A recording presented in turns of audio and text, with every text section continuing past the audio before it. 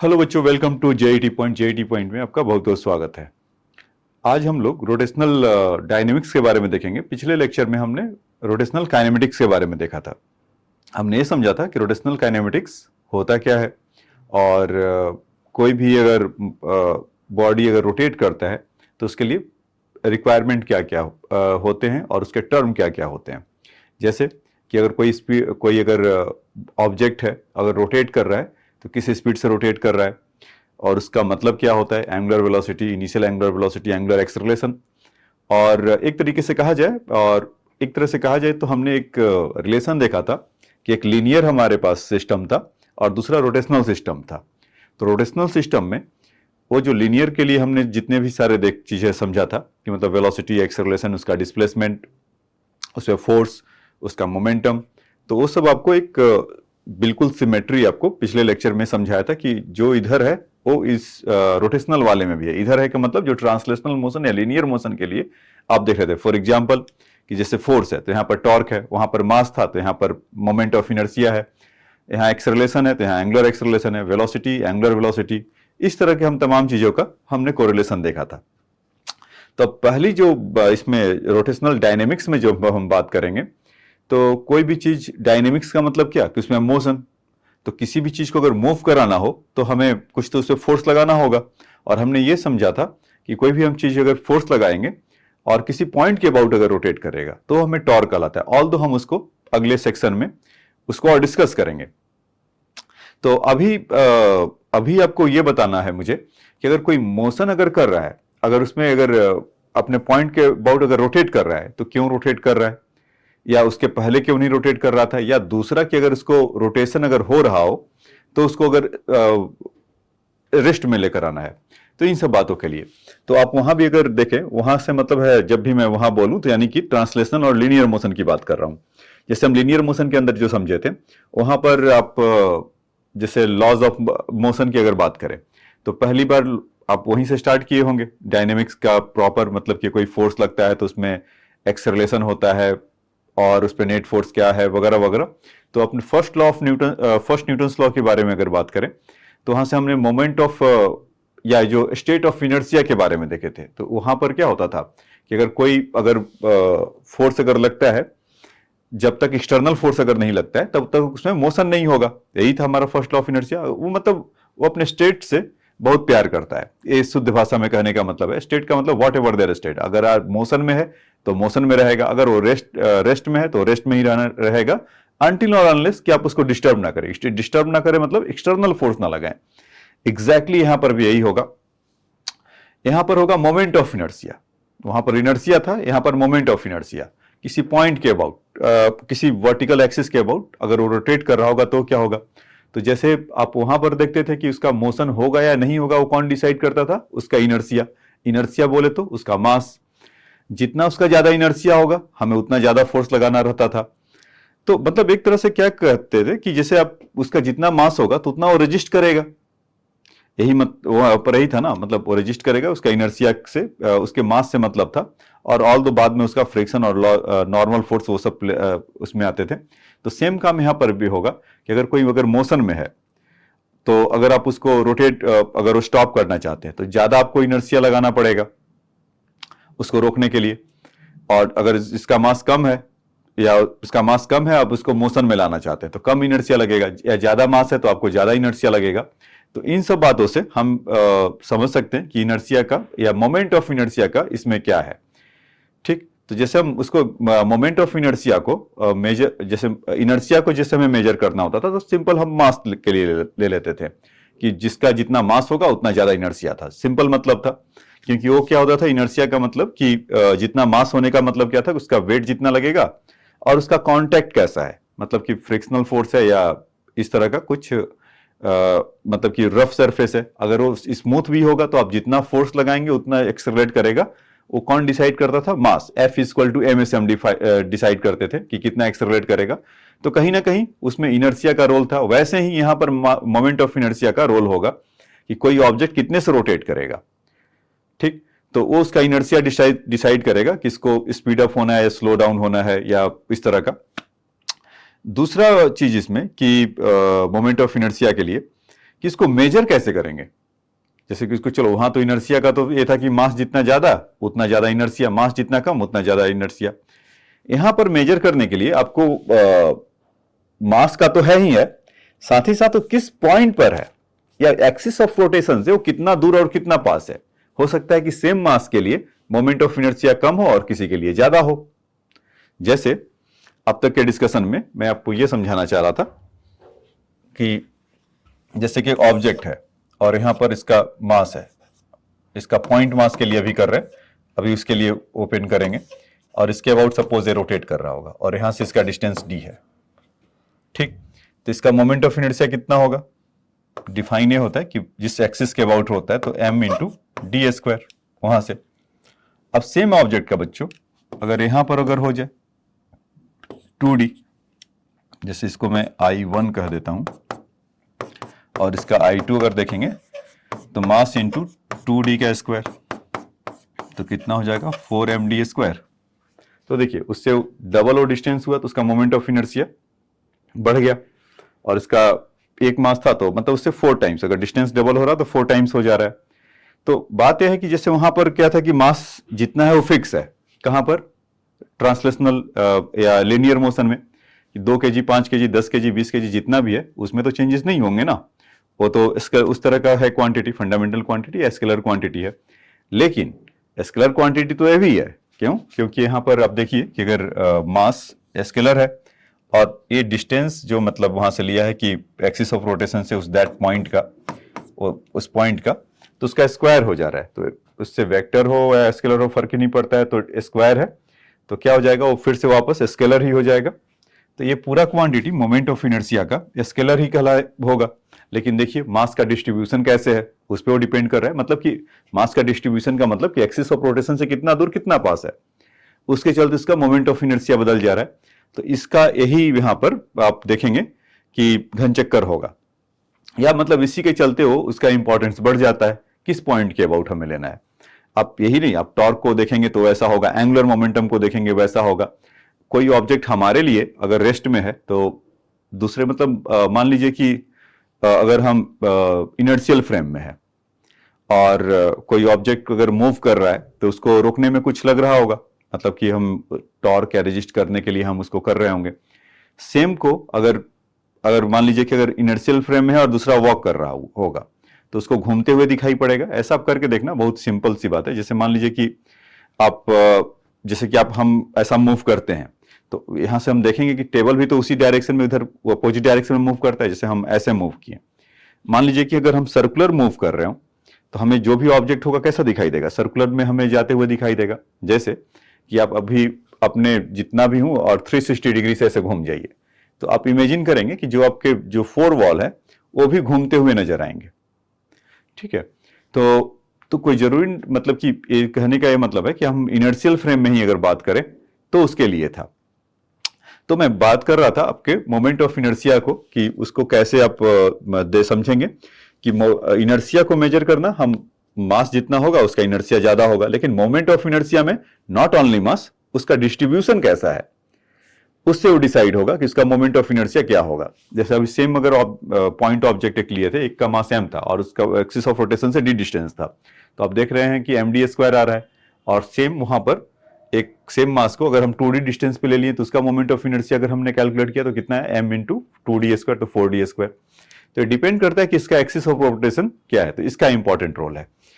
तो मैं और कंटिन्यूअस ऑब्जेक्ट के लिए जाऊं इसके पहले आपको थोड़ा बहुत इसको और एक्सप्लेन कर दूं इस पे पॉइंट मास के लिए। तो इसी कॉन्सेप्ट को रखे रहिएगा। जैसे कि अभी एक ऐसा है और यहां पर 2 मीटर का डिस्टेंस है और 2 kg का ऑब्जेक्ट है और इससे आपसे पूछा जाए कि मोमेंट ऑफ इनर्शिया बताइए, तो आप क्या कहेंगे, तो m इंटू डी स्क्वायर होता है। इस बेसिक फॉर्मूले को जानते रहिएगा और एक केवल और केवल अभी पॉइंट मास के लिए आपको बता रहा हूं। तो 2 kg का मास हुआ और 2 का स्क्वायर करेंगे तो कितना हो जाएगा 8 kg मीटर स्क्वायर। तो सिंपल है ना, ठीक। अब देखिए इसका दूसरा पार्ट कि इसी में अगर चलो एक यहां पे ले लेते हैं ऐसा कि कैसा एक्सिस ऑफ रोटेशन है। अगर 1 kg या चलो 2 kg यहां पर है और 2 मीटर है और यहां से 1 kg है तो 2 मीटर है। तब इसका मोमेंट ऑफ इनर्शिया अगर आपसे पूछा जाए तो इसको आप फटाक से बता सकते हैं।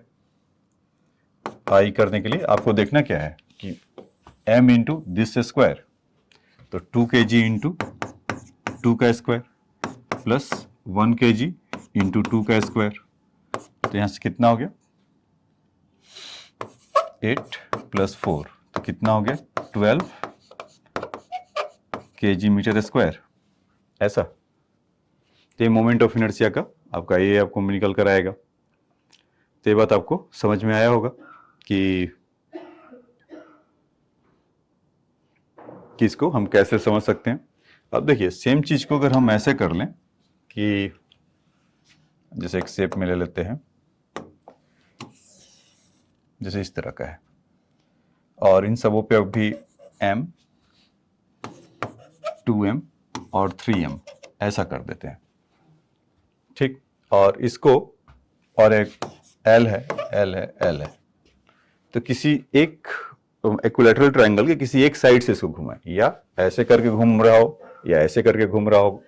तो मैं इसका नेमिंग कर लेता हूं कि इसका ABC है, तो इफ रोटेटिंग अबाउट ऐसे घूम रहा है, तो इसको विजुलाइज करना आसान है। रोटेटिंग अबाउट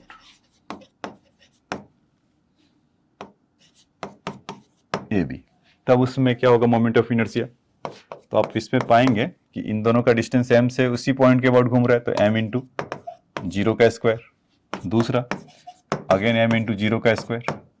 अब यहां से ये जो डिस्टेंस होगा ये वाला, वो डिस्टेंस कितना होगा। तो अब देखिए कि यहां से L है और ये एंगल 60 डिग्री है, तो ये जो डिस्टेंस आएगा कितना हो जाएगा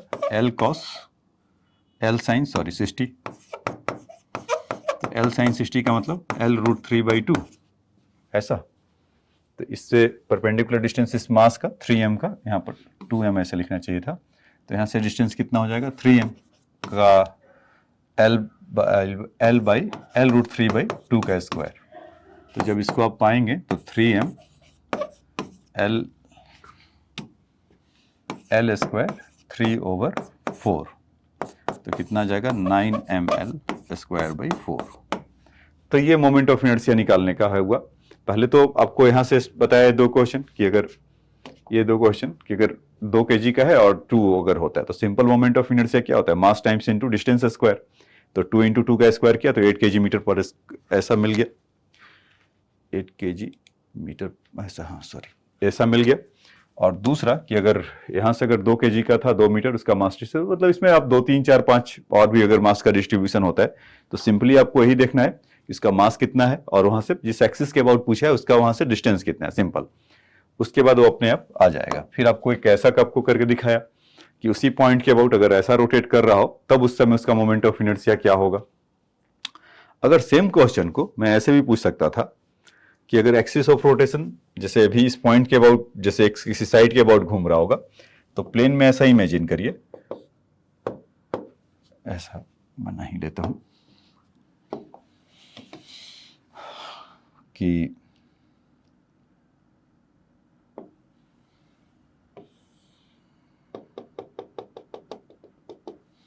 और इसके अबाउट ऐसा घूम रहा हो ओमेगा और एंगल 60 डिग्री, तो उसमें मास m 2m और यहाँ पर 3m ऐसा हो।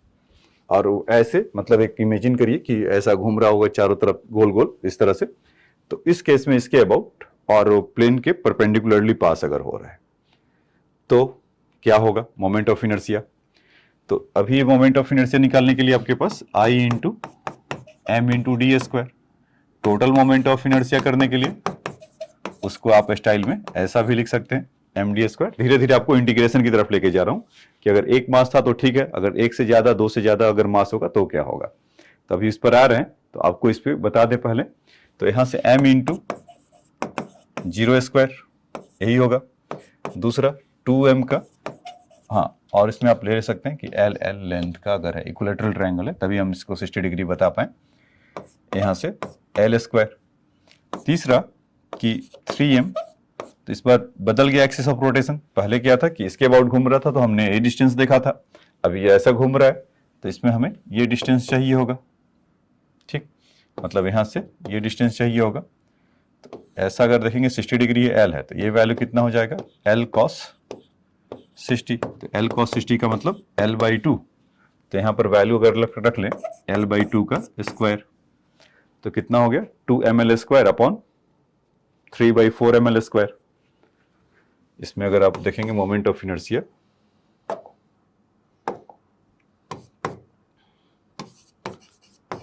To ml² upon 3/4 ml²। तो यहां से अगर आप करेंगे तो 11/4 ml², तो आ जाएगा। तो डिपेंड करता है कि हम किस एक्सिस ऑफ रोटेशन पर हैं। जहां पर होगा ऐसे ही अगर मान लीजिए कि स्क्वायर का आ जाए तो उसमें अगर डायगोनल के अबाउट अगर घूमता है तब क्या होगा, या किसी पॉइंट के एक अगर घूमता है या एक साइड के अबाउट घूमता है। तो अभी मैं उसको करवा देता हूं तो उससे आपका सारा मतलब निकल कर आएगा। और धीरे धीरे उसको जब हमें actual moment of inertia, actual से मतलब जो कंटिन्यूअस बॉडी होते हैं या मास डिस्ट्रीब्यूशन जिसका रहता है कंटिन्यूअसली, उसके लिए तो उस पर आ रहे हैं। तो तो ये आपको समझ में आया होगा कि अगर इसमें अगर है, पिछले वाले क्वेश्चन में एक साइड के अबाउट पूछा था और इसमें क्या है कि अगर परपेंडिकुलरली अगर कोई एक्सिस पास हो रहा है तो उस पॉइंट के अबाउट अगर मोमेंट ऑफ इनर्शिया था। तो इस तरह से देखिए सेम क्वेश्चन में इस बार क्या करते हैं कि स्क्वायर ले लेते हैं और उसका 3 डिफरेंट पार्ट उसका देख लेते हैं। जैसे स्क्वायर है और इसमें सबका इस पर मास mm कर लेते हैं।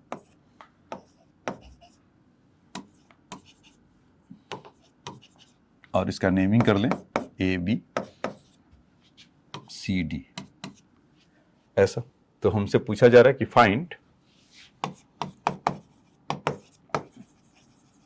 मोमेंट ऑफ इनर्शिया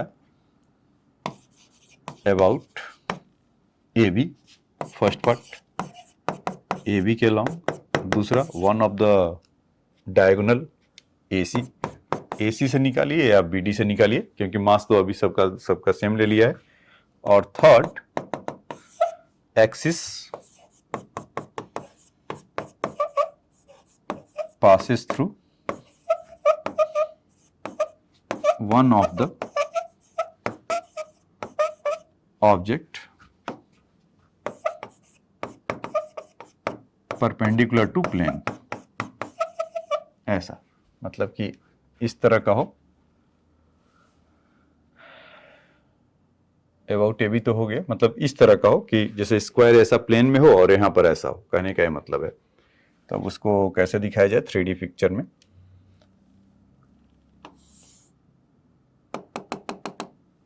ये रुकिए, इसको ऐसा एक है,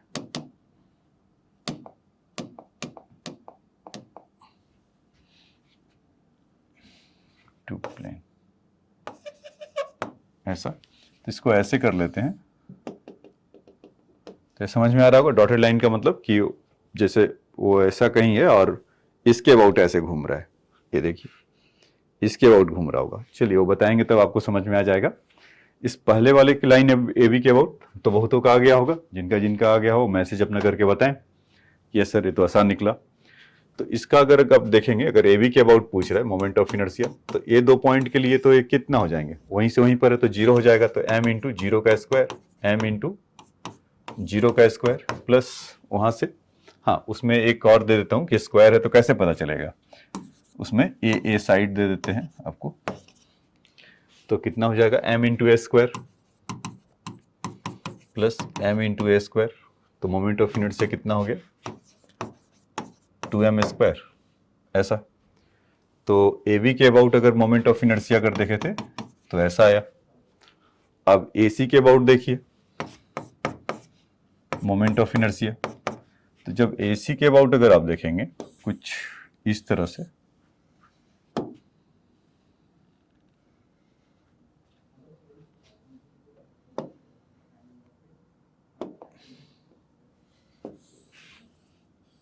इसके अबाउट ऐसे आप देख रहे होंगे, अगर इस तरह से ऐसे रोटेट कर रहा हो ओमेगा से, तो वहां से अगर हमें परपेंडिकुलर डिस्टेंस अगर देखना हो, या मतलब कि उसका डिस्टेंस, तो जो इसके लिए होगा वही इसके लिए होगा। तो आपको डायगोनल पता होता है कि a√2 होता है, तो a√2 का हाफ कितना हो जाएगा, a√2/2। तो कितना मिल जाएगा आपको, a/√2। तो इसका मोमेंट ऑफ इनर्शिया अगर दो ए और सी वाले पॉइंट पे हो तो वही है, तो इनका कितना हो जाएगा m×0²। उसके बाद b का नंबर आया तो m×a/√2 का स्क्वायर, सी का नंबर आया तो m×0² और डी का जब नंबर आया तो m×a/√2 का स्क्वायर। तो जब इसको आप देखेंगे तो 0 तो 3 हो गए, तो फर्स्ट एंड थर्ड, सेकंड और फोर्थ टर्म को देखेंगे तो ma²/2 ma²/2। तो कितना आ गया मोमेंट ऑफ इनर्शिया, ma²। ये बात समझ में आया क्या कि moment of inertia about the AC, ऐसा।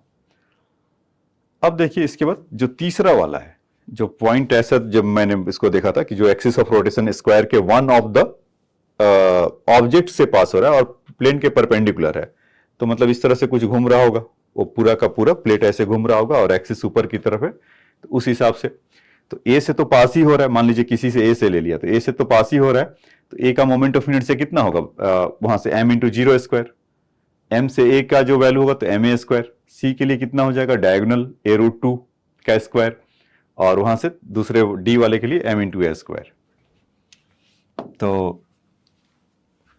तो उस केस में वर्टिकल प्लेन के अबाउट अगर वन ऑफ द ऑब्जेक्ट है उसको ऐसा लिख दिया, तो पहले वाले के जहां से m से था तो m×0² हो जाएगा, दूसरे वाले के लिए m×a का स्क्वायर हो गया,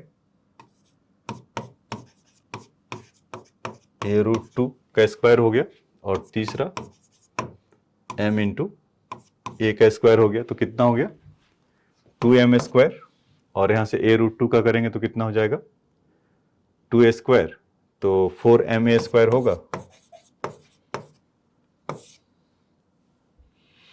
तो वो उसके अबाउट है, तो काफी सिंपल है इसको समझना, मोमेंट ऑफ इनर्शिया का अगर पॉइंट ऑब्जेक्ट है तो उसके लिए। तो ये बात आपको समझ में आया होगा कि ये जो स्क्वायर का वेरियस अगर है तो इसी में क्या होगा बच्चों, अभी तो आपने पॉइंट ऑब्जेक्ट के लिए सीखे हैं, तो इसी में स्फीयर डाल दे या कुछ और डाल दे किस पॉइंट पर है, अब बताइए मोमेंट ऑफ इनर्शिया क्या होगा। तो अभी हम कंटिन्यूअस बॉडी को एक बार सीख लें, तो फिर उस तरह के क्वेश्चन के लिए भी हम उसके लिए ओपन हो जाएंगे। तो अभी आपको बेसिक से बता रहे जो आपको एकदम से दिमाग में जाकर फिट हो जाए, ठीक है। अब आ जाइए इसका नेक्स्ट पार्ट में चलते हैं, moment of inertia of for any arbitrary body और rigid body.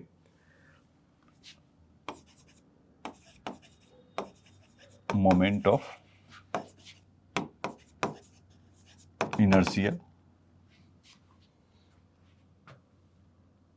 Of continuous body ज्यादा अच्छा है,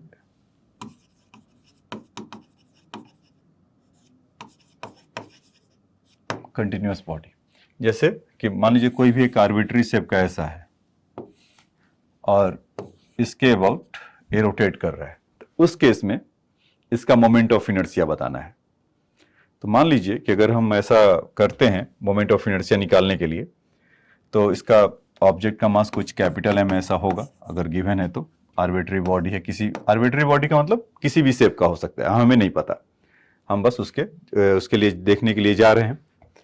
तो आप इसको ऐसे भी कर सकते हैं,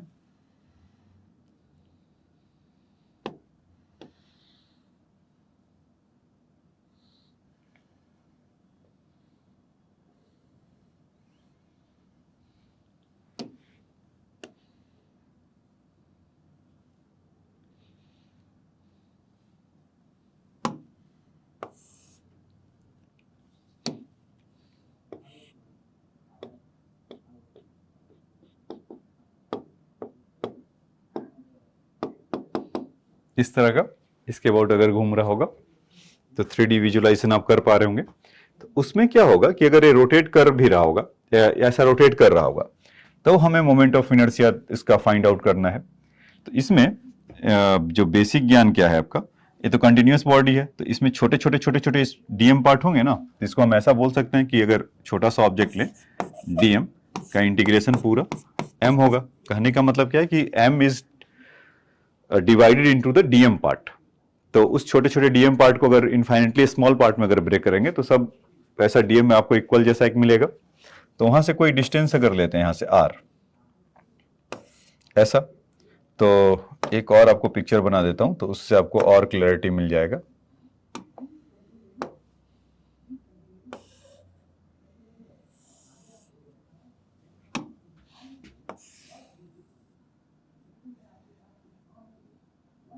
जब ये घूम रहा होगा तो कुछ ऐसा पकड़ रहा होगा क्या? इसके लिए डिफरेंट डिफरेंट के लिए तो डिफरेंट डिफरेंट होगा, मतलब ऐसा इसके अबाउट अगर ओमेगा से घूम रहा होगा, ऐसा ओमेगा से ऐसे घूम रहा होगा, तो ऑब्जेक्ट भी ऐसे ही चक्कर काट रहा होगा ना, तो उसका मोमेंट ऑफ इनर्शिया क्या होगा इस केस में?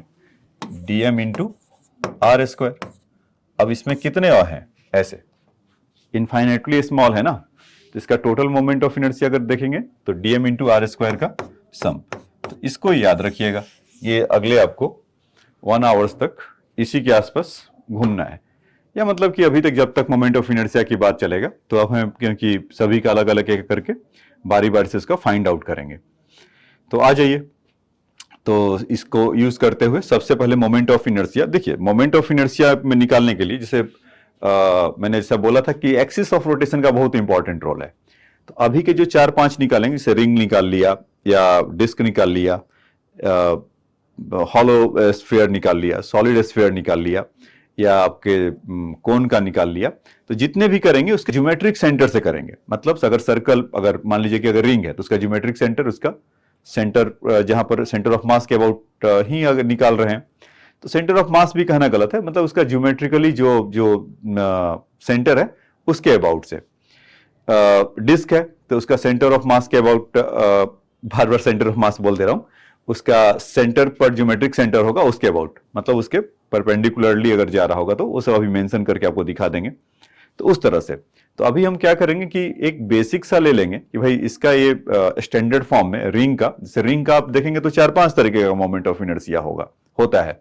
जैसे कि अगर कोई रिंग है ऐसा और वो अपने उसका इसके अबाउट घूम रहा है, ये जो एक्सिस है और बिल्कुल ये सेंटर में, जैसे कि बीच में हो गया और वो गोल गोल गोल गोल ऐसा घूम रहा हो, तो moment of inertia about that centre and axis passing through the centre and in the vertical plane, तो उस तरह से घूम रहा होगा, तब क्या होगा मोमेंट ऑफ इनर्शिया, एक बात। दूसरा कि अगर रिंग ऐसा हो कि उसके पेरिफेरी से जस्ट उसके टेंजेंशियली परपेंडिकुलर हो, ऐसे टच कर रहा हो और ऐसे घूम रहा होगा गोल गोल, इस तरह से अगर घूम रहा होगा तो क्या होगा, दो। तीसरा कि अगर हम रिंग को टॉस कर दें, उस केस में क्या होगा मोमेंट ऑफ इनर्शिया, जब रिंग को टॉस करेंगे तो डायमीटर के अबाउट घूमते जाएगा एक, या हम जैसे जस्ट उसको ऐसा लुढ़का दें तो वो अगर जा रहा होगा तो बिल्कुल उसके टेंजेंट से हो, जैसे कि एक तो टेंजेंट ऐसा हो गया कि इसमें ऐसा गोल घूम रहा होगा इसके प्लेन के, और दूसरा टेंजेंट बिल्कुल ऐसा हो गया उसके टेंजेंट के अलोंग ही, मतलब अगर है उस उधर ही मोशन हो रहा है, तो उस केस में तो 4 तो आपको ऐसे मिल गया, या वगैरह वगैरह कुछ और भी मिल सकता है, और इनफाइनेटली हो सकता है उसमें। क्यों? क्योंकि मोमेंट ऑफ इनर्शिया मान लीजिए कि उसका जहां पर r/2 डिस्टेंस अगर हो, तो उस केस में बताइए क्या होगा। तो उसके लिए बच्चों अलग से थ्योरम है, उसके 2 थ्योरम होते हैं, जैसा कि आप जानते भी होंगे, पैरेलल एक्सिस थ्योरम और परपेंडिकुलर एक्सिस थ्योरम। तो वो सब पे जाने से पहले हमें जो कुछ टूल्स की रिक्वायरमेंट होगा कि सर्टेन जो कंटिन्यूअस बॉडी है उनका, फॉर एग्जांपल रिंग का हमें पता रहना चाहिए, डिस्क का पता रहना चाहिए, हॉलो आपका सिलेंडर हो, सॉलिड सिलेंडर हो, हॉलो स्फीयर हो, सॉलिड स्फीयर हो, कोन हो, इन सबों का हमें ज्ञान रहना चाहिए। तो आ जाइए, तो एक एक करके पहले पहचानते हैं। पहले रिंग का मोमेंट ऑफ इनर्शिया पहले बेसिक से लेते हैं, तो आपको मजा आएगा सोचने में, और इस बात को आप समझ रहे होंगे कि यहां से अगर कोई भी आर्बिट्री ऑब्जेक्ट था और वो जब रोटेट कर रहा होगा तो हम यहां पर एक डीएम मास इस तरह का ऐसा लिया, और वो जब घुमा होगा डीएम मास इस एक्स सर्कल में, तो उसका मोमेंट ऑफ उसका टोटल मास मतलब डीएम इंटीग्रेशन होगा, तो पॉइंट ऑब्जेक्ट के लिए क्या जानते थे, डीएम इंटू आर स्क्वायर। तो ऐसे डीएम मास कितना होंगे जिनका सम इतना होगा, इनफाइनेटली स्मॉल में अगर इसको ब्रेक डाउन करें, वो थोड़ा सा अलग बात है कि उसमें थोड़ा लिखने वाले जो स्कूल वाले बच्चे होंगे उसके लिए, तो डीएम इंटू R1 का स्क्वायर, डीएम इंटू R2 का स्क्वायर, डॉट डॉट डॉट वहां पर जाएगा, और फिर उसके बाद एवरेज मास अगर ये सबका अगर उसका मास इक्वल मान लेंगे तो डीएम ही हो जाएगा, और R1 R2 R3 का एवरेज जो डिस्टेंस होगा उतना सेम इक्वल होगा। तो finally DM into R square होगा। तो हम उसको यूज करते हुए इस कॉन्सेप्ट को आगे बाकी के क्वेश्चंस में या बाकी आगे के जो कॉन्सेप्ट होंगे उसमें यूज करेंगे। तो पहला अगर देखें, moment of inertia of ring, तो इसमें दो चीजें कॉमन होगा बच्चों, जैसे सेंटर ऑफ मास में निकालते थे कि उसका मास m है और उसका रेडियस r है। अगर इस तरह का कुछ अगर आएगा तो यहां पर ऐसा लिख भी देता हूं कि m/r, मिस्टर नहीं, तो जैसे मान लीजिए कि एक रिंग है, ऐसा 3 डायमेंशनली व्यू करा पा रहा है, नहीं कर रहा है, कर ही रहा होगा, ऐसा मान लीजिए कि प्लेन में है और इसका मोमेंट ऑफ इनर्शिया हमें ऐसा निकालना हो।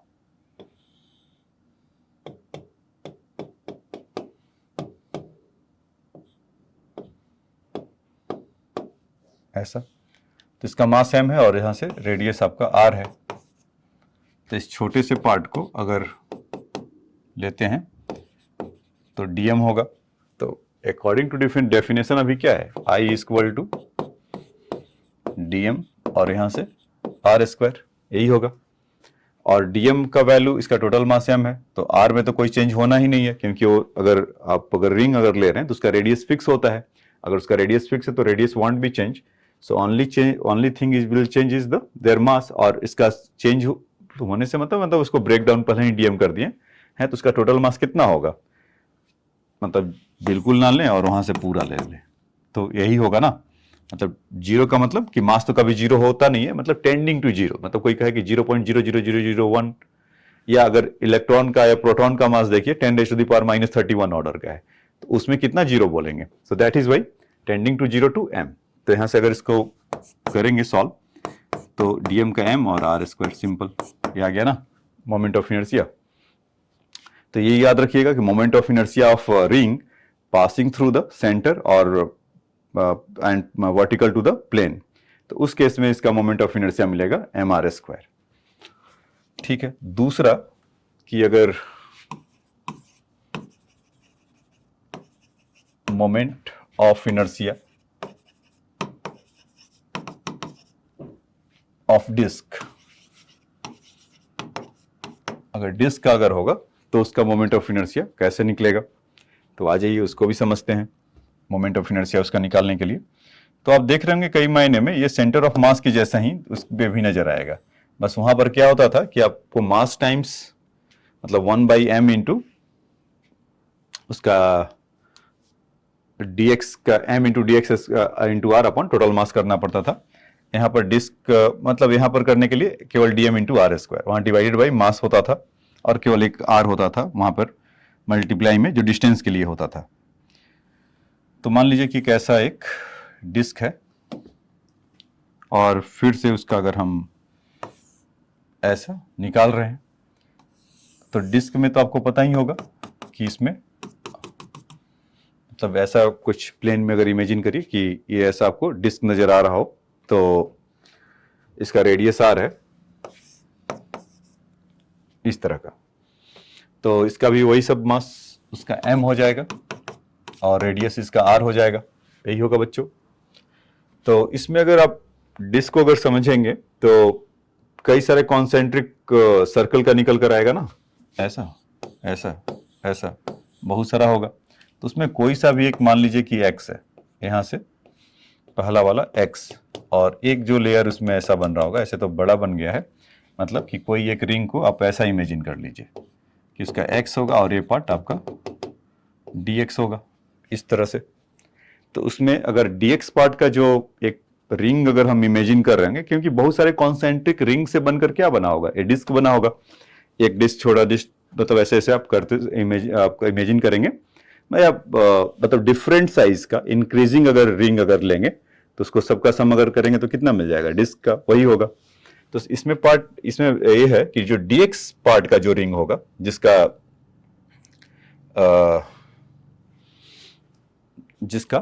थिकनेस कह लीजिए वो अगर dx है, अगर इस तरह से देखें कि ये वाला पार्ट इसका dx है, तो उसका मास क्या होगा। तो यहां पर अगर हम लिखना चाहें निकालना चाहें कि मास ऑफ dx पार्ट भी dm, देन उस केस में टोटल मास m है और उसका एरिया कितना है पाई आर स्क्वायर, और इसमें हमें एरिया ही मल्टीप्लाई करना पड़ेगा तभी निकल कर आएगा। तो एरिया निकालने के लिए क्या करें, आप इस तरह का सेंटर ऑफ मास में देखे थे कि कट उसको करो और उसको खोलो, तो कितना हो जाएगा 2πx ऐसा, और उसमें dx से मल्टीप्लाई कर दिया है ना, तो पाई से पाई कैंसिल हो गया, तो यहां से कितना हो गया 2m/r² x dx, इसमें dm हो जाएगा। ठीक है, तो इसका अगर हमें मोमेंट ऑफ इनर्शिया निकालना होगा तो आई के लिए हमने यही सीखा था कि dm इंटू जितना भी डिस्टेंस है वहां से x²। बेसिकली ये रिंग के लिए हो गया ना, एक जैसा रिंग अगर हमें जो चाहिए था उसके जैसा हो गया x² ऐसा।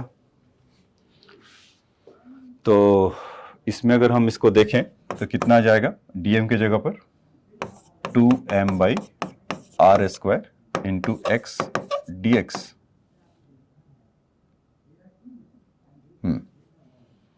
और ये तो इसके लिए आ गया, और यहां से x² ये हो गया। अब इसको जब हम सेटल करेंगे तो 2m/r² और x इंटू x² का वैल्यू कितना हो गया बच्चों, x³ dx, यही ना। अब dx को देखें तो यहां से छोटा सा रिंग दिखाई पड़ रहा होगा x का। अब ये रिंग कहां से कहां तक है, या x = 0 का एकदम डॉट जैसा हो जाए और x = r तक, मैक्सिमम x का वैल्यू 0 से r तक वेरी करेगा, तो सारा डिस्क को कवर कर लेगा ना, ऐसा इस तरह से बढ़ रहा होगा।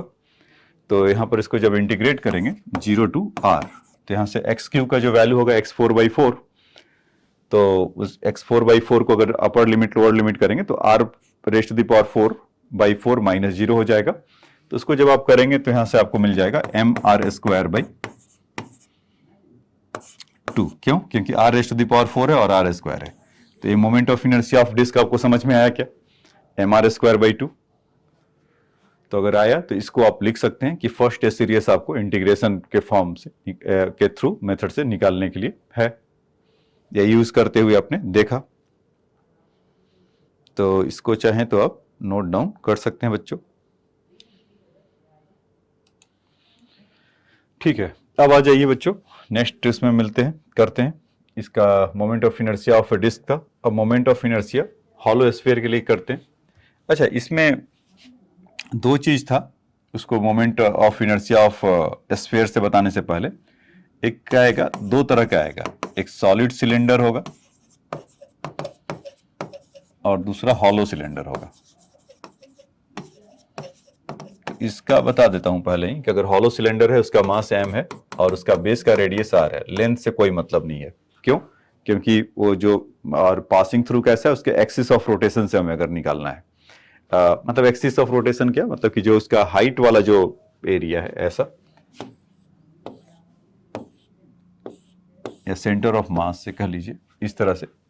अगर इस समय इसका अगर हो रहा होगा, दोनों को इसमें हॉलो और उसके लिए, तो अगर हॉलो स्फीयर है तो जब इसको आप कट करेंगे तो कैसा एक पीस आप लेकर देखिए, जैसे कि एक स्ट्रिप है ऐसा, इस तरह का, जैसे कट करेंगे तो एक पीस आपको कैसा दिखाई पड़ेगा, रिंग जैसा दिखाई पड़ेगा। एक अगर बहुत सारे रिंग, अगर कॉन्सेंट्रिक रिंग को अगर एक साथ करेंगे तो कैसा मिलेगा आपको, हॉलो सिलेंडर जैसा मिलेगा। तो उस केस में इसका मास m है और उसका रेडियस r है, तो वहां पर मोमेंट ऑफ इनर्शिया कितना आ जाएगा इसका, हॉलो सिलेंडर का mr²। ठीक, और सॉलिड सिलेंडर अगर होगा तो आप उसको कट कट कट कट के एक चिप्स उसका निकालिए, मतलब अगर डीएम पार्ट का अगर निकालेंगे यहां से तो कैसा दिखाई देगा, डिस्क जैसा। तो डिस्क का मोमेंट ऑफ इनर्शिया कितना होता है, mr²/2।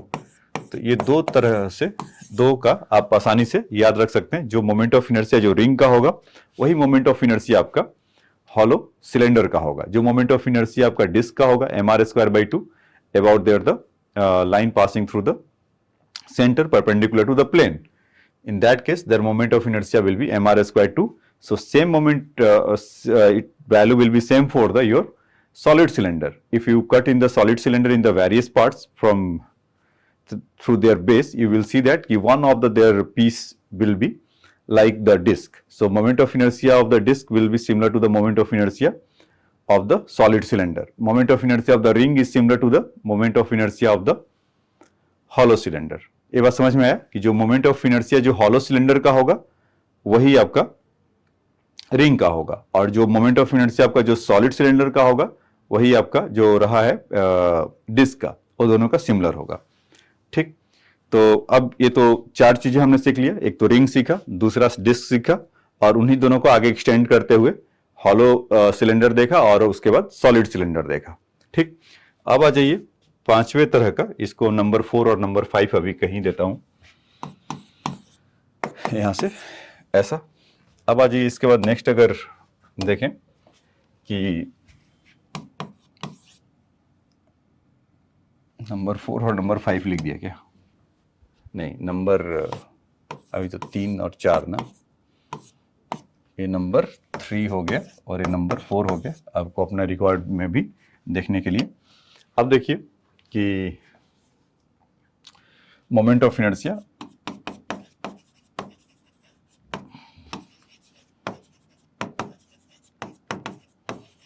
ऑफ स्फीयर, या हॉलो स्फीयर कर देता हूं, हॉलो स्फीयर ऐसे निकालना है। तो इसमें हॉलो स्फीयर के लिए इसका क्या होगा कि आप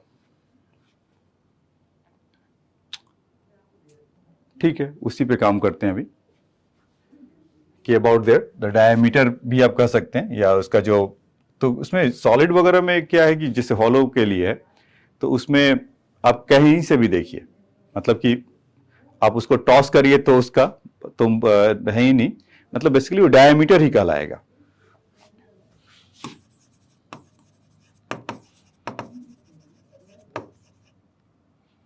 डायमीटर, जैसे मान लीजिए कि एक ले लेते हैं यहां से,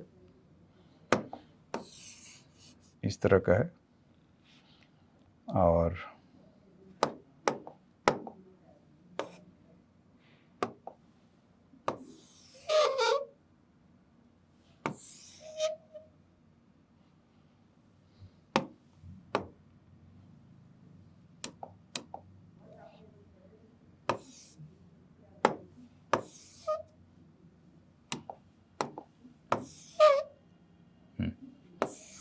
एक ऐसा ले लेते हैं, ये सीधा सीधा है, सीधा सीधा है तो ठीक है, नहीं है तो इमेजिन कर लीजिए। देखिए अगर हॉलो है तो इसका अगर एक पार्ट, अगर आप एक स्ट्रिप इसका निकालिए तो आपको कुछ इस तरह का नजर आएगा, एक स्ट्रिप, क्योंकि हॉलो है। सॉलिड होता तो आप सॉलिड लाइन इससे ले सकते थे। तो यहां से मान लेते हैं कि ये चीज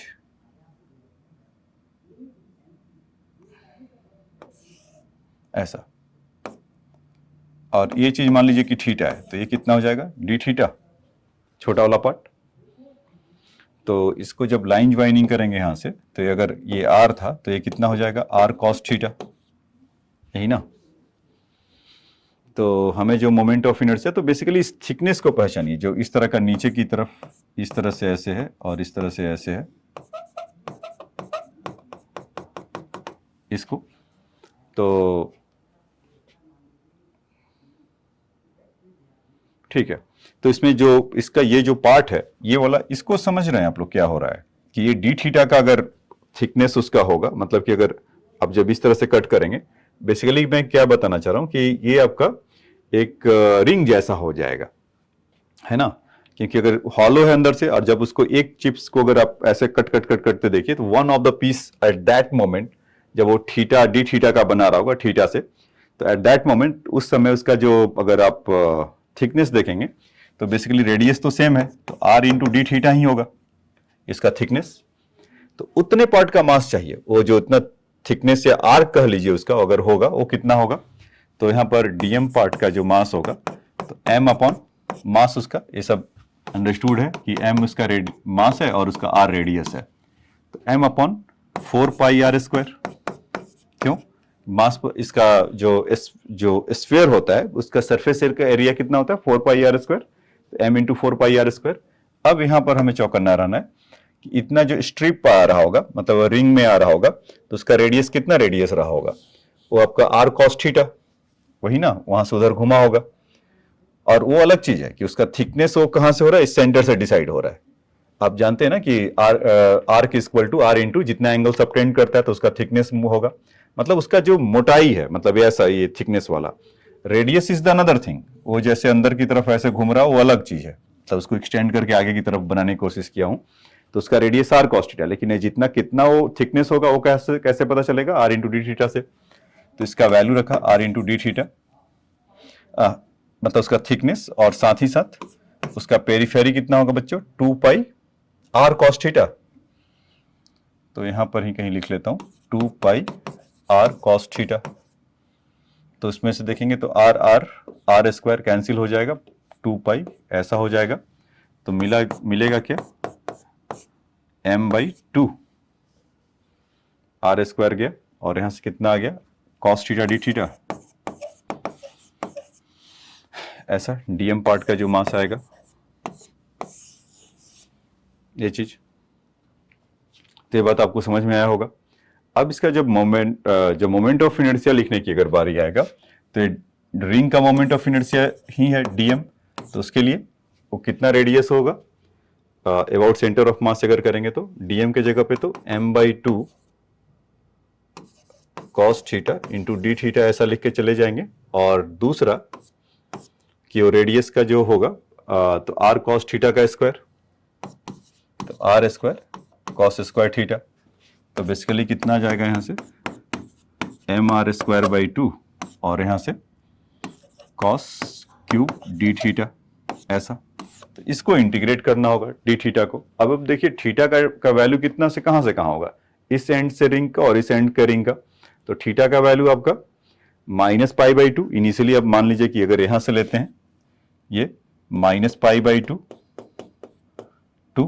इस तरह का +π/2, तो इसमें पूरा सारा कवर कर लेगा ना, ऑल ऑफ द रिंग्स, जितने भी कॉन्सेंट्रिक रिंग्स होंगे। तो यहां पर हम इसका लिमिट्स लगा सकते हैं कि -π/2 टू +π/2।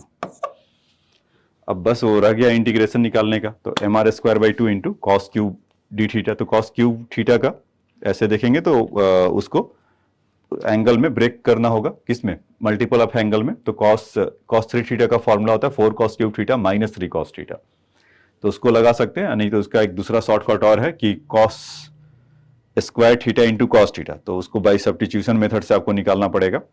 तो मैं इसका इंटीग्रेशन यहां पर कर दे रहा हूं बच्चों, cos क्यूब थीटा का 4 cos, देखिए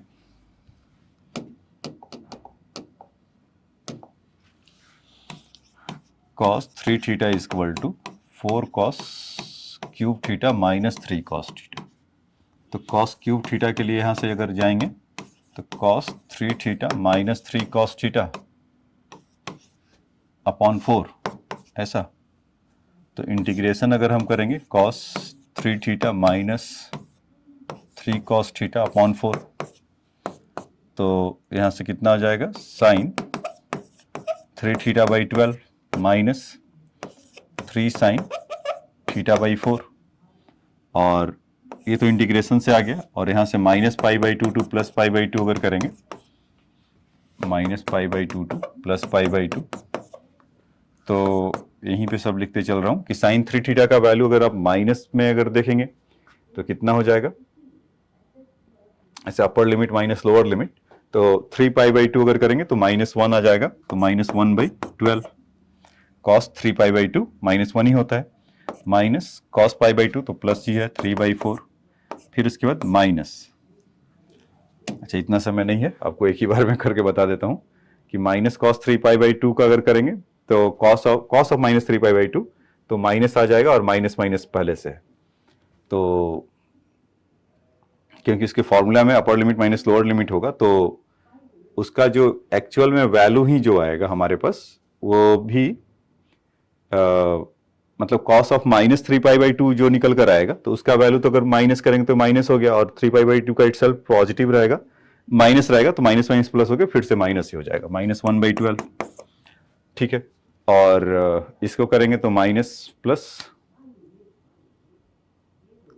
3/4, तो क्योंकि उसका, हाँ, तो cos of sine of minus theta, तो माइनस माइनस प्लस हो जाएगा, तो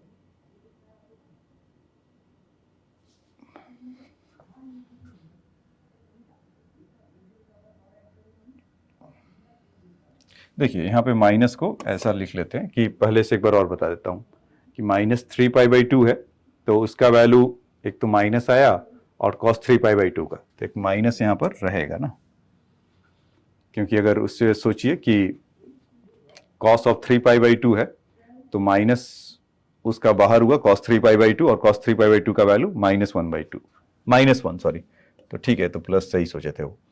फिर यहाँ पर माइनस इसके फॉर्मूला में है तो 3/4 होगा, और साइन का वैल्यू जो साइन का जो वैल्यू है -π/2 का, तो उसके चलते आपको नेगेटिव मिलेगा, तो नेगेटिव नेगेटिव पॉजिटिव हो गया। तो उसमें जो वैल्यू अगर आप देखेंगे तो कितना आ जाएगा, -3/4,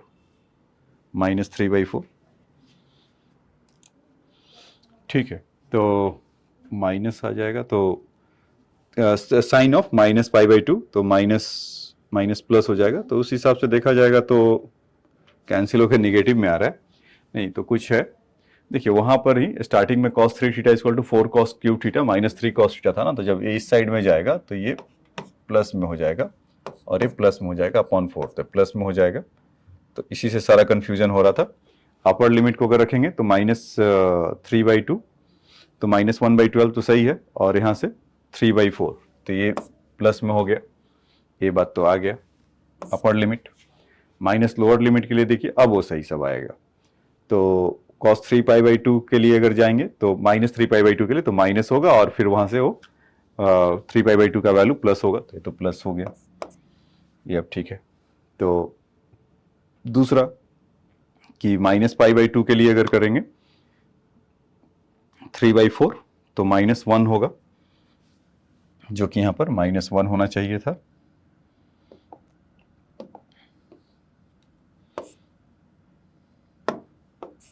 ऐसा, तो यहां से अगर करेंगे तो -1/12 -1/12, तो कितना हो जाएगा, -1/6 और 3/4 और प्लस 3/4, तो कितना हो गया, 3/2, ऐसा। तो इसको जब एलसीएम वगैरह कुछ लीजिए तो 6 आ जाएगा, तो -1 और यहाँ से 9, तो 8/6, तो 4/3, तो इसका वैल्यू 4/3 था। तो इंटीग्रेशन आपको बस दिखा दिया कि थोड़ा सा रिफ्रेशमेंट मिल जाए। तो हाँ, तो इसका जो वैल्यू निकल कर आया इस प्रीवियस वाले से कि -π/2 से +π/2 का वैल्यू 4/3 होगा, तो चुपके से लाकर यहाँ पर पुट कर दिया जाए, तो mr²/2 = 4/3, तो 2 से कैंसिल होगा।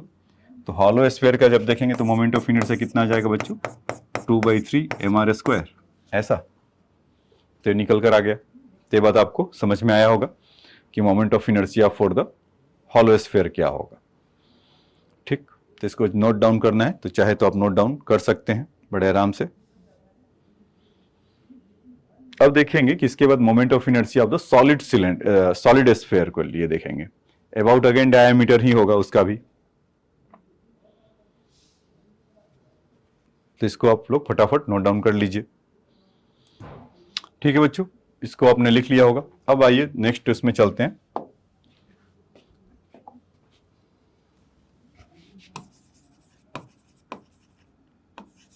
Moment of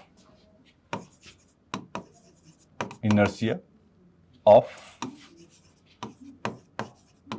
solid sphere about diameter here, उसका मतलब नहीं है, तो इस केस में आप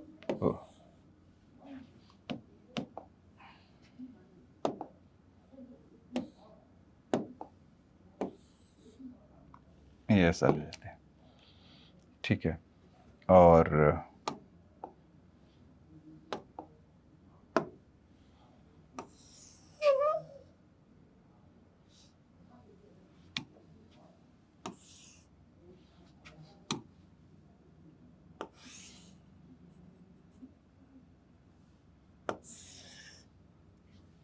ये ऐसा होगा। तो इसमें क्या करते हैं कि अगर सॉलिड अगर है तो इसका एक स्ट्रिप अगर लें तो वो कैसा दिखाई पड़ेगा आपको बच्चों, इस तरह का, या इस तरह का एक ऐसा स्ट्रिप आपको दिखाई पड़ेगा ना, ये वाई एक्सिस है, इधर एक्स एक्सिस मान लीजिए, ऐसा एक कोई सॉलिड ऐसे रखा हुआ है, तो किसका स्ट्रिप ऐसे यहाँ से कर लें तो यही आपको दिखाई पड़ेगा। तो इससे मान लीजिए कि ये वाई डिस्टेंस है यहाँ से ओरिजिन से, ये वाला, और ये वाला आपका आर इसका रेडियस है, तो सब कुछ वही है कि इसका मास एम है और इसका रेडियस आर है, तो ये वाई हुआ। तो ये वाला जो वैल्यू निकल कर आएगा इसमें R square minus Y square, यही ना। तो अगर उसको कट करके इमेजिन करिए कि जो एक चिप्स आया होगा उस डिस्क का, उसका मास क्या होगा। ये तो सॉलिड है, तो इसका वॉल्यूम कितना हो जाएगा, क्योंकि पिछले बार तो स्फीयर तो अभी था लेकिन वो हॉलो था, तो केवल उसके सरफेस पे मास डिस्ट्रीब्यूट था। अभी ये मास किधर डिस्ट्रीब्यूट है, थ्रू आउट द उसके सेंटर, मतलब सॉलिड है। तो उसमें अगर उस पार्ट का अगर हम डीएम अगर बोल देते हैं, तो इस पार्ट का अगर स्फीयर का अगर हमें निकालना हो, इस डिस्क का अगर निकालना होगा तो क्या होगा, तो DM is equal to mass पर unit volume m upon 4/3 pi R cube होगा। ठीक, अब उसके बाद उसका एरिया किसका, डिस्क का, तो 4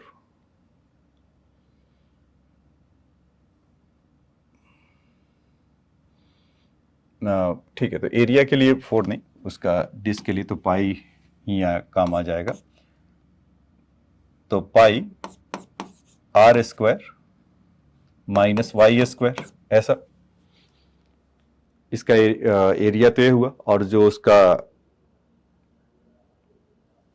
क्या कहते हैं, जो थिकनेस होगा, इट इज dy, यही ना। तो आप यहां से देखेंगे कि m से m कैंसिल हो जा रहा है और ये कितना हो जा रहा है, 3/4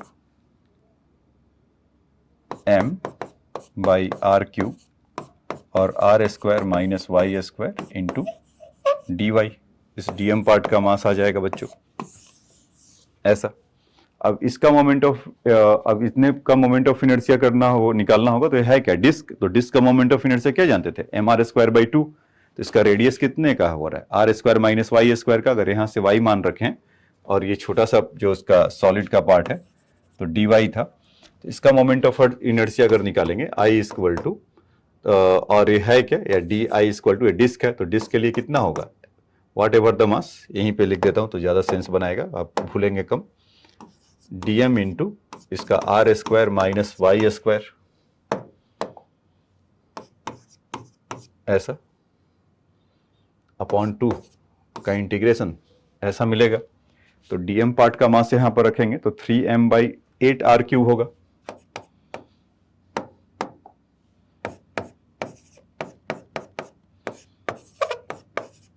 यहां पर dm/2 वाला जो पार्ट हुआ, और आर स्क्वायर वाई स्क्वायर पहले से था, तो आर स्क्वायर वाई स्क्वायर का होल स्क्वायर हो जाएगा dy, और इसको आप इंटीग्रेट आपको करना है यहां से, ठीक है।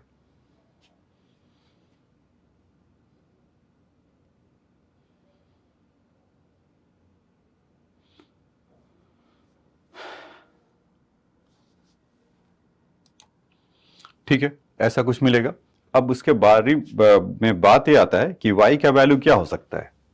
यहां से अगर देखेंगे तो ये मैक्सिमम y का वैल्यू r तक जा सकता है, +r, और नीचे अगर देखेंगे तो -r तक जा सकता है। तो उसका जो लिमिट्स लगेगा -r टू +r, ऐसा। तो इसको बाद में अगर सॉल्व करते हैं यहां से, तो 3m/8r³। अब देखिए, मैं डायरेक्ट उसका इंटीग्रेशन कर देता हूं कि जैसे r⁴ होगा, तो उसमें तो कांस्टेंट टर्म है लेकिन y के साथ होगा, तो यहां पर हम ऐसा बोल सकते हैं r⁴ इंटू वाई। फिर y⁴ होगा, तो यहां से हम क्या बोलेंगे, y⁵/5 माइनस 2r² y²। तो 2r² will be as it is, y² का इंटीग्रेशन कितना हो जाएगा बच्चों, y³/3। तो 2r² y³/3, ऐसा। और आपका upper limit lower limit -r to +r, ऐसा। तो जब इसको आप वैल्यू पुट वगैरह सब करेंगे तो आपको वहां से मिल जाएगा 2/5 एम आर स्क्वायर। इसको जब आप सॉल्व करेंगे तो एंड अब जो आपका वैल्यू आएगा 2/5 एम आर स्क्वायर। ठीक है, तो इसका वैल्यू जब आप अपर लिमिट लोअर लिमिट को जब करेंगे तो ये सब कैंसिल होने के बाद, अब वो थोड़ा मैकेनिकल वर्क है तो इसको आप करिएगा। मैं यहाँ पे लिख देता हूँ 2/5 एम आर स्क्वायर, और जो हेमी स्क्वायर वाला था उसका कितना था 2/3 एम आर स्क्वायर। इसका कितना हो जाएगा 2/5 एम आर स्क्वायर। इसी चीज को जैसे अभी थोड़ा ये कॉम्प्लिकेट हुआ और इंटीग्रेशन थोड़ा लंबा चौड़ा हो गया, या हम उसको ऐसे भी समझ सकते थे। अभी हमने स्ट्रिप लिया, एक डिस्क के अबाउट में ऐसा लिया तो उसमें हुआ। हम इसी चीज को ऐसे भी सोच सकते थे कि जैसे कि अगर कॉन्सेंट्रिक हॉलो स्फीयर हो, एक के बाद एक के बाद एक के बाद, अगर 1 2 3 4 5 लेयर अगर आए, एक अगर सेल है उसके अंदर दूसरा है, तीसरा है, फोर्थ है, इस तरह से, तो अगर आप कंप्लीट अगर इसको देखेंगे तो कैसा निकल कर आएगा, एक सॉलिड स्फीयर की फॉर्म में आएगा। तो उस केस में अगर हमें करना हो तो क्या करेंगे,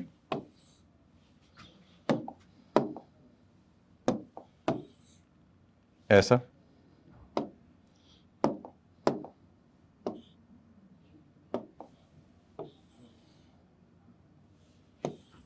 ऐसा, मतलब जैसे आप ऑनियन बॉल देखा है ना, प्याज, तो उसका एक का पर जो होता है, एक स्ट्रिप अगर आप देखेंगे तो एक के ऊपर एक उस तरह का, तो उसमें इस बार उस तरह से करते हैं कि अगर हॉलो स्फीयर हो तो क्या होगा, मतलब ऐसा,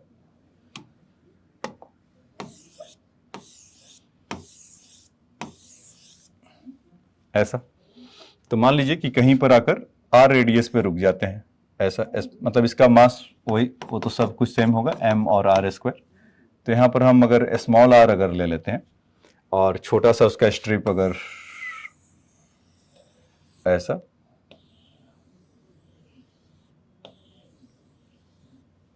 तो ये वाला जो स्ट्रिप है इज कॉल्ड डी आर। तो उसमें अगर हम उस स्ट्रिप का जो हॉलो स्फीयर टाइप का जो आया हुआ है उसका अगर हमें निकालना हो मोमेंट ऑफ इनर्शिया, या हाँ उसी का मोमेंट ऑफ इनर्शिया, उसको इंटीग्रेट कर दें, मतलब कि यहाँ से 0 से वैल्यू है, मतलब 3 डायमेंशनली विजुअलाइज करिए तो हर डायरेक्शन में वो जा रहा होगा ना स्फीयर का जो सेल है, तो वो पूरा आपका जो ये जैसे R2 उतना, तो यहाँ से हम उसको तीनों 3 डायमेंशनली उसको हम विजुलाइज कर, मतलब कि जो हॉलो स्फीयर होगा छोटे से बड़ा तक वो 3 डायमेंशनली बढ़ रहा होगा। तो इसीलिए जो इसका लिमिट होगा, मतलब R के लिए वो 0 to R होगा, R का वैल्यू यही होगा ना, मिनिमम में यहाँ तक डॉट और बाकी मैक्सिमम R तक जाएगा। तो इसमें अगर हम डीएम पार्ट का या डीआर पार्ट का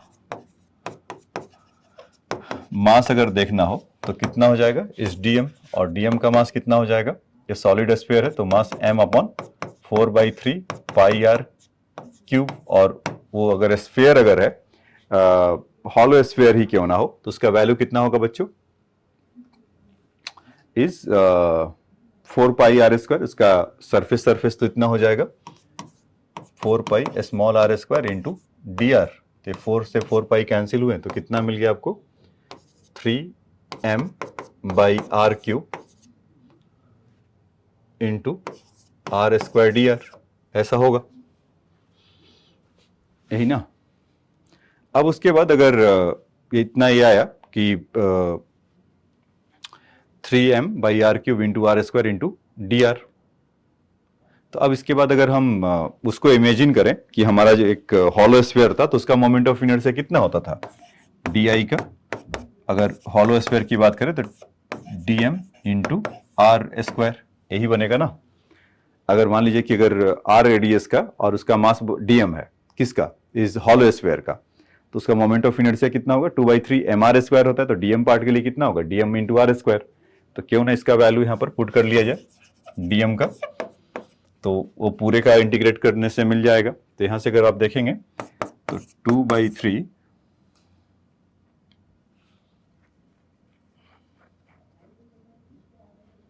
2/3 और इसका मास अगर पूरा रख दे 3m/r³ into R square into D R r², तो r⁴ 3 से 3 कैंसिल हो गया, तो 2m/r³ यहां पे लिख लिया जाए 2m by r क्यूब और r raised to the power 4 dr। Integrate कर देते हैं इसको 0 to r, तो r raised to the power 5, तो ये तो सिंपल हो गया, r raised to the power 5, तो r raised to the power upper limit minus lower limit करेंगे तो 2/5, तो r raised to the power 5 और r क्यूब कैंसिल होने के बाद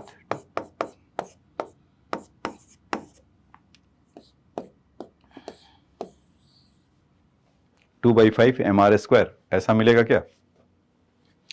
तो हम इसको ऐसे भी समझ सकते थे, जिसका दूसरा मेथड हो गया। तो पिछले वाले में जैसे आपने देखा था कि moment of inertia of solid अगर हमें स्फीयर का निकालना था तो उसमें दो तरीके से किया। एक उसको एक डिस्क वाले एलिमेंट्स को अगर समझिए कि एक अगर ऊपर से कट करे तब कैसा था, और उसको अगर कॉन्सेंट्रिक अगर हम स्फीयर की तरह समझे तो कैसा होगा। तो दोनों बात आपको समझ में आया होगा, तो इसको चाहें तो आप नोट डाउन कर सकते हैं। ठीक है बच्चों, तो अब आ जाइए नेक्स्ट इसमें चलते हैं। मोमेंट ऑफ इनर्शिया ऑफ मतलब अभी तक हमने मोमेंट ऑफ इनर्शिया रिंग के लिए देखा, मोमेंट ऑफ इनर्शिया हमने डिस्क के लिए देखा, सॉलिड सिलेंडर और उसको उन दोनों को वहीं से बता दिया, सॉलिड सिलेंडर और आपका हॉलो सिलेंडर, और हॉलो स्फीयर और सॉलिड स्फीयर, इन दोनों का मोमेंट ऑफ इनर्शिया उसका 2/3 mr स्क्वायर इस डिस्क सॉरी हॉलो स्फीयर का, और moment of inertia of your solid sphere का 2/5 mr स्क्वायर। अभी हम लोग मोमेंट ऑफ इनर्शिया सॉलिड कोन के लिए अगर देखें, एक कौन सा हो जाएगा 7 ना स्फीयर के बाद, हाँ moment of inertia of solid कोन। तो एक कोन ऐसा बना लेते हैं, पिक्चर में ऐसा दिख रहा होगा कोन आपको, और इसका हाइट रेडियस तो r ले लेते हैं, और सॉलिड है तो एक स्ट्रिप ऐसा ले लेते हैं, और यहाँ से इसका h हाइट मान लीजिए, या कैपिटल H ले लीजिए, कैपिटल H, इसका मान लीजिए x हाइट है, इसके ओरिजिन से यहाँ पर x है, तो छोटा सा पार्ट कितना हो जाएगा dx। तो सबसे पहले तो उस dx पार्ट का मतलब, और वहां पर रेडियस बच्चों r उसका मतलब हो जाएगा, इस तरह से इमेजिन करिएगा कि r इस तरह का अगर होगा तो मतलब इसमें अगर एक चिप्स अगर उसका देखेंगे तो डिस्क जैसा निकल कर आएगा, तो उसका हमें अगर निकालना हो मास dm पार्ट का, तो कितना हो जाएगा m/1/3 पाई r square h, r square, अच्छा कैपिटल वाले के लिए बोले हैं ना इसको, तो 1/3 पाई r स्क्वायर क्यूब h ये होगा। अब जहां तक इसका सवाल है, इसका सवाल है मतलब इस डिस्क का सवाल है, इसका मतलब कि जो अभी एक यूनिट एक जो स्ट्रिप अगर डिस्क का निकालेंगे तो उसका मास कितना होगा, तो पाई r स्क्वायर इंटू dr या सॉरी dx, क्योंकि डिस्क का जो थिकनेस है वो तो dx ही होगा। तो ये बात हमारा ये बात आपको समझ में आएगा। अब रह गया बात इसका ये वेरिएबल्स को कैसे सॉर्ट आउट किया जाए। तो अगर वहां से देखते हैं सेमी वर्टिकल एंगल ये थीटा होता है, तो tan थीटा का वैल्यू कितना हो जाएगा बच्चों r/x।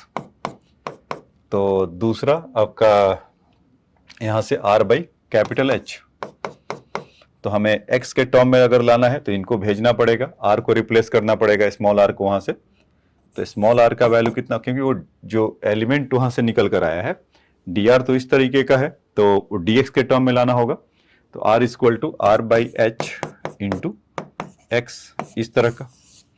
तो वहां पर इसका वैल्यू अगर रखा जाए तो ठीक है, r को चलो यहीं पर उसको समेट लिया जाए क्या, तो 3m/पाई r क्यूब, 3mh/पाई r क्यूब। अच्छा पाई को हटा लेते हैं तो थोड़ा कम लिखने को मिले, जितना कम से कम कैलकुलेशन हो तो उतना कम एरर आएगा सॉल्व करने में। तो 3mh r क्यूब, और r के जगह पर आप वहां से इसको लिख लीजिए rx/H का होल स्क्वायर, तो यहाँ से कितना आ जाएगा 3m h स्क्वायर कैंसिल हुआ तो कितना हो जाएगा आर स्क्वायर और एच स्क्वायर, तो एच से एच स्क्वायर तो एच बचेगा और यहाँ से आर स्क्वायर तो आर हुआ, ऐसा 3m H R into X square at of course D X के बिना तो कुछ काम ही नहीं बनेगा, ऐसा 3m H R by into X square into D x, ये चीज। तो अब यहां से जो आएगा सवाल किसका, ठीक है, किसका मोमेंट ऑफ इनर्शिया जो हम इसका निकालेंगे वो क्या होगा बच्चों, किसका रेडियस मास कितना है dm और इसका रेडियस कितना है r, तो dm into R square upon 2, क्योंकि डिस्क का वही होता ही है। तो moment of inertia of the disc element, moment of inertia of disc,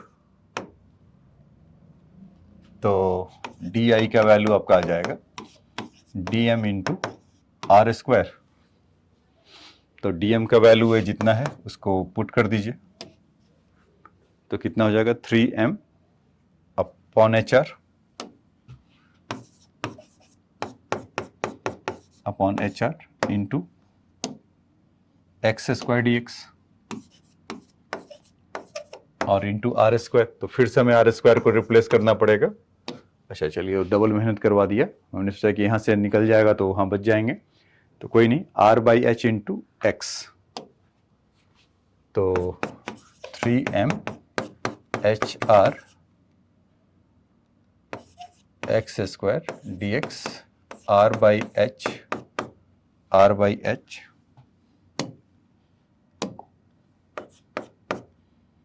into X का स्क्वायर,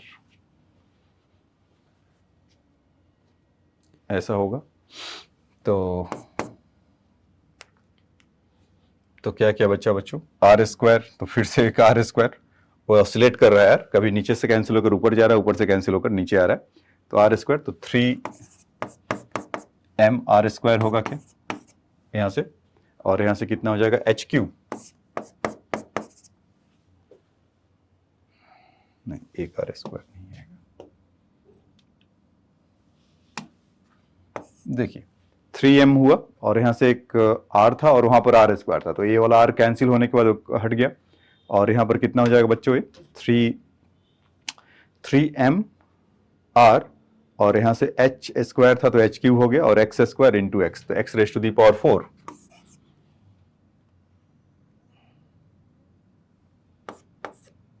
इंटू डी एक्स, ऐसा।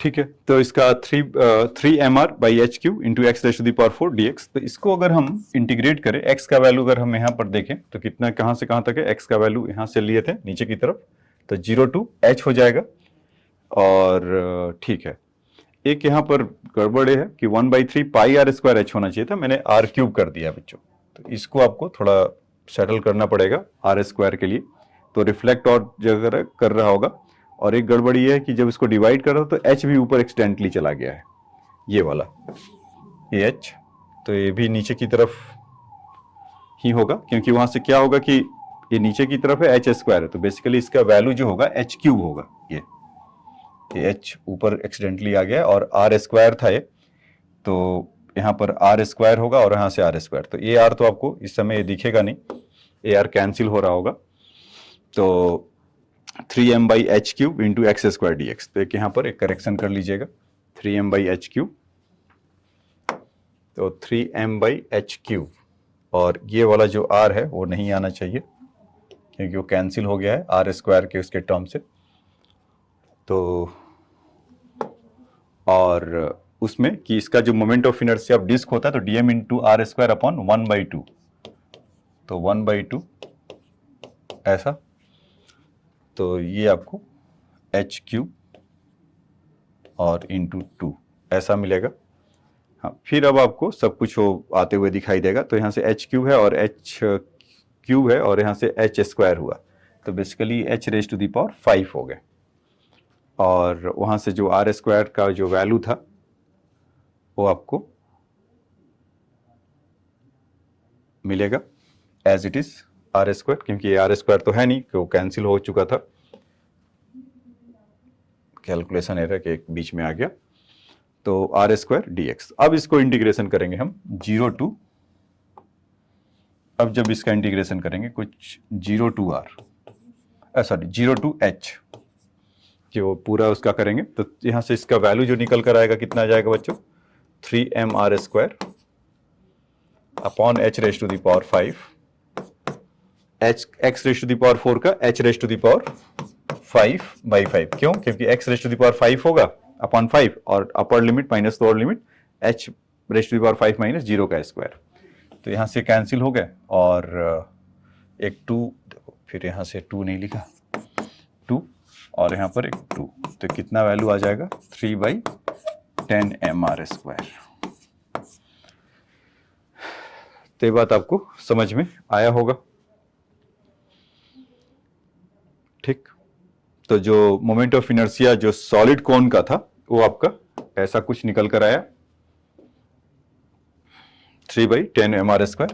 अब उसके बाद जो आप हॉलो उसके लिए देखेंगे तो उसमें सिमेट्री के चलते उसका, या आप कैलकुलेशन करेंगे तो उसका mr²/2, क्योंकि वो वैसा आपको मिल जाएगा। तो यहां पे लिख देता हूं कि moment of inertia of hollow cone, तो उसका mr²/2 ऐसा उसको समझ लीजिएगा। तो एक कौन सा नंबर है बच्चों, 8, 7 था 8। अब देखिए मोमेंट ऑफ इनर्शिया जो स्टार्टिंग में करना था रॉड के लिए, तो रॉड में दो पार्ट के लिए देखेंगे, एक तो उसका सेंटर ऑफ मास पे देखेंगे, उसके एंड से देखेंगे।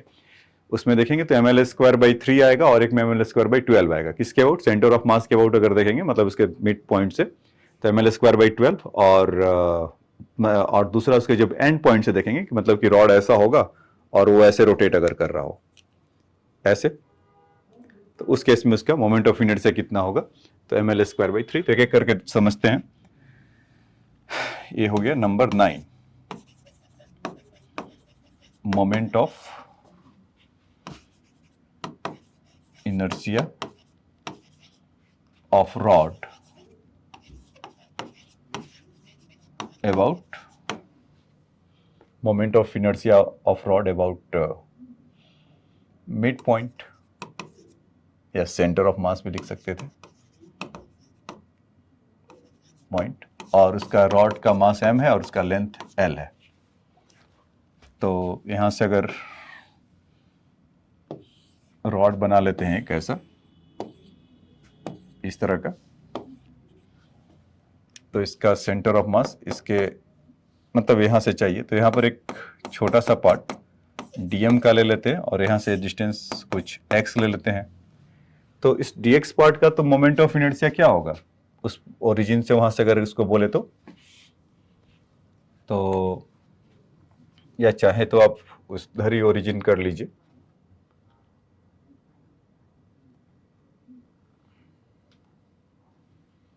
अच्छा तो फिर ऐसे चलो एंड के अबाउट मिल जाएगा, उससे कोई दिक्कत नहीं है। तो इसमें अगर डीएम पार्ट का जो मास निकालेंगे तो कितना हो जाएगा, m/l मास पर यूनिट लेंथ, और जितना पार्ट है उसका dx, मतलब यहाँ तक x है तो छोटा सा पार्ट कितना हो जाएगा dx, तो m/l इंटू dx हो जाएगा। तो इसका मोमेंट ऑफ इनर्शिया अगर देखें तो di equal to dm into x² का इंटीग्रेशन ऐसा मिलेगा। तो dm पार्ट का मास अगर देखिए यहाँ से तो कितना आ गया, m/l integration of x² dx ऐसा। तो अगर अभी यहां से लिमिट अगर पुट करोगे 0 टू l, मतलब x का वैल्यू यहां से 0 टू l होगा, तो एंड पॉइंट से आ जाएगा, मैंने मिड पॉइंट तो जरूर लिखा है वहां पे, एंड पॉइंट आ जाएगा। अगर इसी में अगर क्या करेंगे आप, इसका हाफ अगर कर दे -l, मतलब कि इधर +l/2 तो -l/2, तो मिड पॉइंट के अबाउट दे देगा, ठीक है। तो अगर मान लीजिए मिड पॉइंट लिखा ही हुआ है तो -l/2 टू +l/2 कर देते हैं। तो तो इसका जब इंटीग्रेशन करेंगे तो ml, ये समझ में नहीं आया बच्चों आप लोगों को तो फिर से समझ लीजिए। मैंने क्या किया, यहां तक तो देखो दोनों के लिए सेम होगा कि dm इंटू एक्स स्क्वायर, यहां से ऐसा किया। तो इस बार क्या कर रहे हैं कि ओरिजिन मान लीजिए कहीं यहां पर शिफ्ट कर ले तो उसको कोई फर्क नहीं पड़ता है कि x है और यहां से dx है। तो आप इधर निगेटिव की तरफ जाइए, इधर पॉजिटिव की तरफ जाइए। तो रॉड का लेंथ तो पूरा l है, तो प्लस l/2 है और माइनस l/2 है।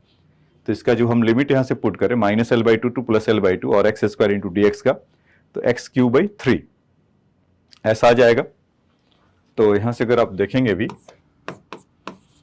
x³ 3 और minus l/2 two plus l/2,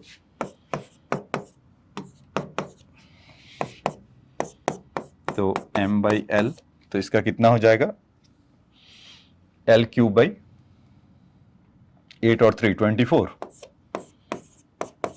अगर अपर लिमिट को पुट करेंगे तो चेक करके देखिएगा, और माइनस माइनस प्लस हो जाएगा l³ 24। तो ml² 2l³ 24, तो 2 से 24 कैंसिल हुआ तो कितना आ जाएगा ml² 12। तो आपका मोमेंट ऑफ इनर्शिया आ जाएगा एंड पॉइंट के लिए ml² 12। ठीक है, अब इसी को अगर आप लिमिट जो minus l/2 two plus l/2 की है तो 0 टू l कर लीजिए। तो यहां से कितना हो जाएगा ml³ 3, या मतलब कि क्यूब l से l कैंसिल होगा, l s मतलब वैसे भी देखेंगे तो l x³ 3 होगा, बस लिमिट यहां पर पुट करना है अलग 0 टू l। तो चलो उसको अलग से लिख लेते हैं। 10 number, moment of inertia of rod about their end point। Although इसको थ्योरम से भी निकाल सकते थे, तो लेकिन उस पर अलग से उसको चर्चा करेंगे। अभी आप इसको समझ सकते हैं।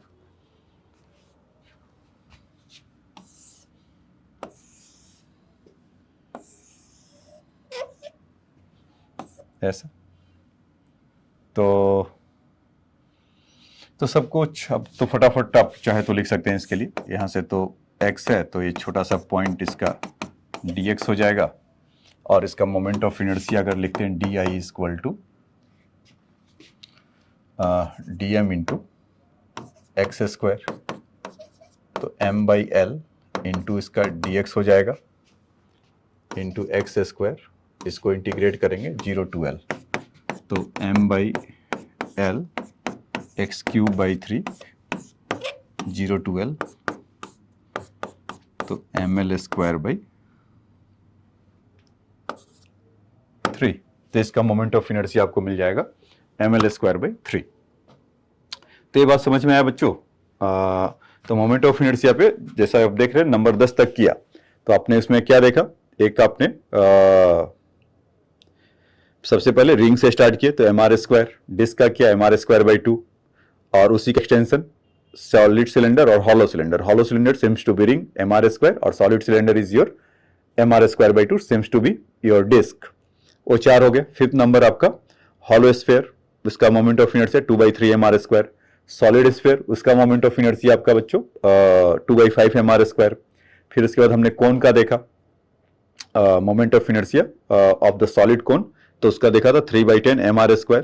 और हॉलो वाले के लिए आपको ऐसे ही बता दिया mr² 2, क्योंकि वो सिमेट्री अबाउट उसका है, तो उसमें कुछ खास चैलेंजिंग नहीं है। तो ये हो गया। और उसके बाद दो रॉड के लिए देखा, रॉड का moment of inertia their mid point के अबाउट अगर घूम रहा होगा तो ml² 12, और सेम रॉड अगर वो डिस्क के अबाउट होगा, तो पहली बार उसका आपने टेस्ट भी किया कि अगर सेम रॉड था उसका moment of inertia about the mid point था तो ml² 12 है, और जब वो एंड पॉइंट से घूम रहा है तो उसका मोमेंट ऑफ इनर्शिया ml² 3 हो जा रहा है। तो यानी कि मास इसका बदल रहा है। अगर हम इसको समझें कि मास में जो हैसियत मास का है, लिनियर मोशन में जो उसका हैसियत मास का है, वही यहाँ पर रोटेशनल मोशन का है, जो मास का अगर हैसियत पूछा जाए तो मोमेंट ऑफ इनर्शिया के लिए होगा। तो ये बात, तो ये सब हमने सारे किए। एक क्वेश्चन छोटा सा फटाफट आपको दिखा देता हूं कि इसका एप्लीकेशन कैसे होगा। ऑल्दो हम तो बहुत सारे अभी क्वेश्चंस करेंगे, लेकिन एक क्वेश्चन आपको बता देता हूं कि ये आपको एक होमवर्क जैसा भी आपको दे देता हूं कि जैसे सपोज है कि एक ऐसा रॉड है और उसमें उसका जो मास डेंसिटी है ए प्लस, ऐसा लिख लीजिए कि A x plus B x square से वैरी कर रहा है, मतलब मास ऐसे जाते जाएंगे तो उसमें होगा, और मीटर पर यूनिट लेंथ है, लीनियर मास डेंसिटी है। और तो आपको बताना है कि इसका रॉड का लेंथ अगर सपोज एल है तो इसका मोमेंट ऑफ इनर्शिया इस पॉइंट के अबाउट क्या होगा और इसके अबाउट क्या होगा। तो बहुत बेसिक है, जितना भी एप्लीकेशन किए होंगे तो जो बच्चे अपना करना चाहते होंगे करिएगा, नहीं तो नेक्स्ट क्लास में तो इसको मैं बताऊंगा ही बताऊंगा। तो ये आपका आज का लेक्चर का एक तरह से आपका टेस्ट भी हो गया कि आप इसको करिए। इसके बाद छोटे छोटे 2 टॉपिक और बचे हैं जो इसका एप्लीकेशन करेंगे, मतलब पैरेलल एक्सेस थ्योरम और तो बस मुझे केवल उसका बताना है कि ये होता है, और परपेंडिकुलर एक्सेस थ्योरम। फिर हम इसमें मोमेंट ऑफ इनर्शिया पे जितने तरह के क्वेश्चन होंगे सारे लेंगे। तो इसमें आप देखेंगे छोटे छोटे जो मेंस के क्वेश्चन है या जो एडवांस लेवल के क्वेश्चन है वो चुटकी बजाते ही सब गायब हो जाएंगे। तो नेक्स्ट लेक्चर को मिस मत करिएगा। ये तो आपको बेसिक टेक्निक सिखाया कि how will you measure the moment of inertia about their the geometrical point और सेंटर ऑफ मास ऑफ, और इन जनरल जो होता था, अब इसी का एप्लीकेशन आगे सब बनेगा। तो सबको आप मिस मत करिएगा। तो वो आपको बहुत ज्यादा कैपिटलाइज करके देगा और आपको कभी निराश नहीं करेगा। तो आप इसके बाद जब पढ़ने के बाद, इस क्लास के बाद आप ढूंढेंगे पेपर में कि कोई रोटेशनल मोशन या मतलब मोमेंट ऑफ इनर्शिया का कोई क्वेश्चन है क्या, या कोई रोटेशनल मोशन का कोई क्वेश्चन है क्या। इस तरह का सिचुएशन आपको ला दूंगा आपके दिमाग में कि आप जाकर पेपर में ढूंढिए, क्योंकि वहां पर लोग बचते हैं, या बहुत लोग या जो मीडियोकर टाइप के हैं बच्चे, या जो उस तरह के, अब उतना नाम तो नहीं लेना चाहिए, तो मतलब बोलते हैं कि इसको छोड़ दो। तो उसको छोड़ो नहीं, उसको पकड़ो, क्योंकि वही आपको रैंक डिसाइडिंग करेगा। बाकी बेसिक क्वेश्चन तो भाई सब कोई कर लेता है। आप देखेंगे कि अगर 1 लाख लोग में एडवांस में बैठते हैं तो उसका वैसा 10% या 20% क्वेश्चन होगा जो सब कोई करता होगा। जो रैंक बूस्टर है, जो रैंक आप में छलांग लगाएगा, तो यही सब टॉपिक है। जो लोग छोड़ेंगे आप उसको पकड़ेंगे। ठीक है बच्चों, तो ज्यादा अभी उसके बारे में नहीं डिस्कस करते हैं, उसके लिए अलग से एक बार चर्चा करेंगे। तो अभी आपको यहीं पर छोड़ देता हूं, और इस क्वेश्चन के साथ इस क्वेश्चन को ट्राई करिएगा, और मैं आपको नेक्स्ट क्वेश्चन में इसको नेक्स्ट लेक्चर में आपको इसको एक्सप्लेनेशन और बताऊंगा। तो आज के लेक्चर में इतना ही। नेक्स्ट लेक्चर में जब मिलते हैं तो और बाकी कॉन्सेप्ट को डिस्कस करके क्वेश्चन करेंगे। Thanks for your time.